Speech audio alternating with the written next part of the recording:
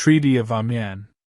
At the conclusion of the War of the Second Coalition, the Treaty of Amiens temporarily put an end to hostilities between France and the United Kingdom. After a brief period of calm, it signaled the end of the French Revolutionary Wars and prepared the way for the Napoleonic Wars. The majority of Britain's recent victories were given up, and France was ordered to leave Egypt and Naples.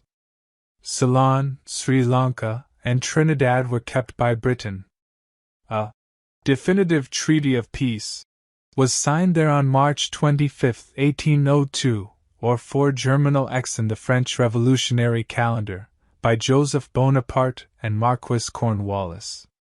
The ensuing peace, which was Europe's last extended period of peace between 1793 and 1814, barely lasted a year, May 18, 1803. Britain acknowledged the French Republic in accordance with the treaty. The Treaty of Amiens ended the Second Coalition, which had fought against revolutionary France since 1798, together with the Treaty of Lunéville, 1801. In order to rebuild and resume trade with continental Europe, Great Britain desired peace. It also aimed to break its isolation from other powers, and it succeeded in doing so by warming up to Russia, which gave it the impetus to accept the pact with France. The anti-war Whig opposition in Parliament was likewise appeased by Amiens. Napoleon made significant internal reforms during the interim, including the adoption of a new legal code known as the Code Napoleon, a concordat that brought peace to the Vatican, and the issuance of a new constitution that guaranteed him lifetime power. France gained territory in Italy and Switzerland. Napoleon, however, gave up on his plan to establish a North American empire after his army's defeat in Haiti and sold the Louisiana Territory to the United States. The Democratic-Republican administration of President Thomas Jefferson cut the American military budget, partially demolished the Hamiltonian Federalist financial agenda, and used British banks to finance the Louisiana Purchase. However, the French West Indies were no longer required to transport their goods to Europe using American ships. Despite the fact that the terms of the treaty were unfavorable to his nation, British Prime Minister Henry Addington skillfully utilized the pause to reassemble British strength so that, when fighting erupted once more in the spring of 1803, the Royal Navy was able to seize control of the seas with relative ease. However, the Federalist minority in Congress fiercely opposed the United States' isolationist foreign policy, which was hostile to both Britain and France, and was under intense pressure from all sides. Early diplomacy. With victories in Egypt, Italy, and Germany, the Second Coalition War got off to a strong start for the coalition. The winds were fleeting, though. Following France's triumphs at the battles of Marengo and Hohenlinden, Austria, Russia, and Naples filed a peace suit, and Austria ultimately ratified the Treaty of Lunéville. The formation of the League of Armed Neutrality was halted by Horatio Nelson's victory at the Battle of Copenhagen on April 2, 1801, and a negotiated ceasefire resulted. Napoleon Bonaparte, the originally Consul of France, first suggested a truce to Lord Grenville, the British Foreign Secretary, in 1799.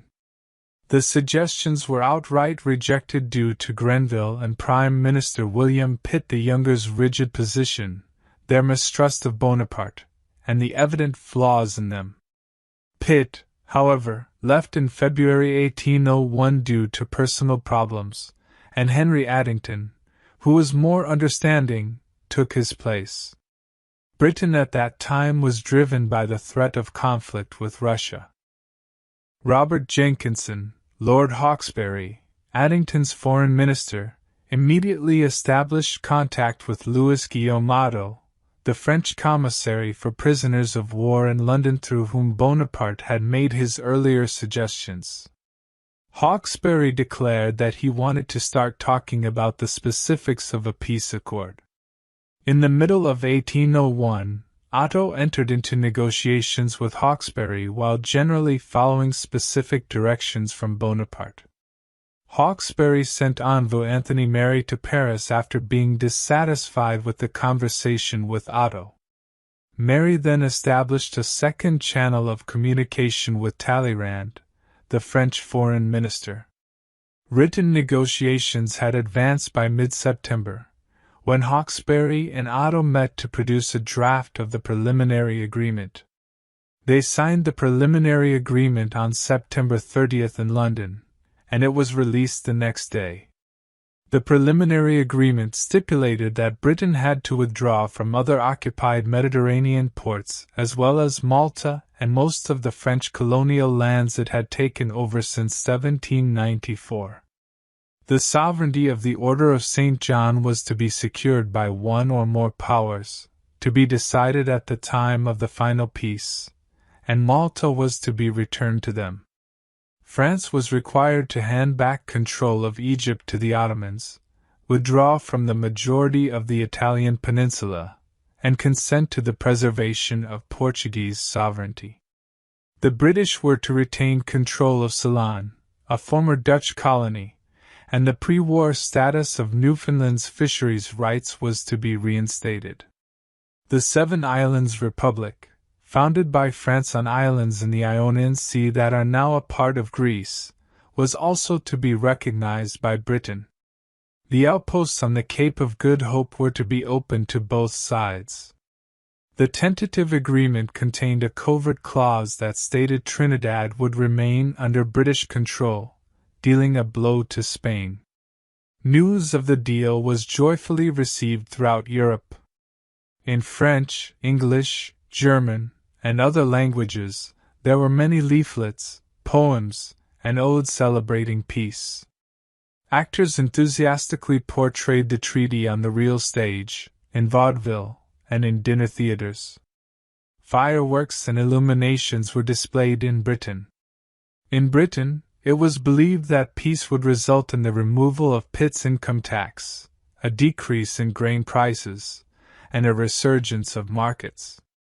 Final negotiations. With plenipotentiary authority, Cornwallis was dispatched to France in November 1801 to conduct final negotiations. Because the British people believed that peace was imminent, Cornwallis was under tremendous pressure, which Bonaparte recognized and took advantage of. Cornwallis wrote, "I feel it as the most unpleasant circumstance attending this unpleasant business that, after I have obtained his acquiescence on any point, I can have no confidence that it is finally settled and that he will not recede from it in our next conversation." Because Talleyrand and Napoleon's brother Joseph kept changing their positions during the negotiations. Rutger Jan Schimmelpenninck, the Batavian Republic's ambassador to France, was chosen to represent the country in the peace talks since the Batavian Republic's economy was dependent on trade, which had been destroyed by the war. On December 9th, he made his way to Amiens. The French lacked respect for the Dutch throughout the negotiations because they saw them as a vanquished and subjugated client whose current administration owed them everything. The status of Ceylon, which would stay British, the return of the Cape of Good Hope to the Dutch while keeping it accessible to all, and the compensation for losses suffered by the ousted House of Orange-Nassau were all negotiated by Schimmelpenninck and Cornwallis. Joseph did not, however, instantly consent to their requirements. He apparently needed to speak with the First Consul first. Napoleon traveled to Lyon in January 1802, when he took office as the leader of the Italian Republic, a nominally autonomous French client state that included northern Italy and had been founded in 1797. The Italian Republic and the other client republics' independence was guaranteed by Bonaparte under the terms of the Treaty of Lunéville, which was broken by that action. He continued to back the reactionary uprising led by French General Pierre Augereau in the Batavian Republic on September 18, 1801, as well as the Republic's new constitution, which was approved through a rigged election and drew it closer to the dominant partner. The incidents were covered in British newspapers with strong moralizing hues. Bonaparte's actions at Lyons were described by Hawkesbury as a gross violation of faith that showed a inclination to humiliate Europe. It caused the greatest panic in this country, and there are many men who are pacifically disposed, and who since this happened are eager of renewing the war. He wrote to Cornwallis from London. The Marquis de Ozara, the Spanish negotiator, did not reach Amiens until early February 1802. He suggested to Cornwallis that Britain and Spain reach a separate agreement after some preliminary conversations, but Cornwallis rejected that idea because he thought it would jeopardize the more crucial negotiations with France. Because of ongoing budget disputes in Parliament and the potential for a protracted conflict, pressure on the British negotiators to reach a peace agreement kept growing. The position of Malta was the main issue that prevented progress in the late negotiations. In the end, Bonaparte recommended that the British depart within 3 months of the agreement's signing and that control be returned to the Order of St. John, a new version of which would have its sovereignty guaranteed by all of the major European nations. The method by which the order would be re-established was not mentioned in that proposal. It had effectively been disbanded during the French occupation of the island in 1798. The other powers had not been consulted about the situation either. London set a strict deadline for Cornwallis to complete the budget on March 14. If a deal could not be reached in 8 days, he was to return to London. At 3 a.m. on March 25, after a 5-hour negotiation process, Cornwallis and Joseph signed the final contract. In spite of his displeasure with the deal, Cornwallis was concerned about the catastrophic repercussions of resuming a brutal and fruitless war. Terms. The treaty, beyond confirming peace, friendship, and good understanding, called for the following: the restoration of prisoners and hostages. Britain to return the Cape Colony to the Batavian Republic. Britain to return most of its captured Dutch Guiana to the Batavian Republic. Britain to withdraw its forces from Egypt. Spain agreeing to British rule of Trinidad. The Batavian Republic to cede Ceylon, previously under control of the United Provinces and the Dutch East India Company, to Britain. France to withdraw its forces from the Papal States and the Kingdom of Naples.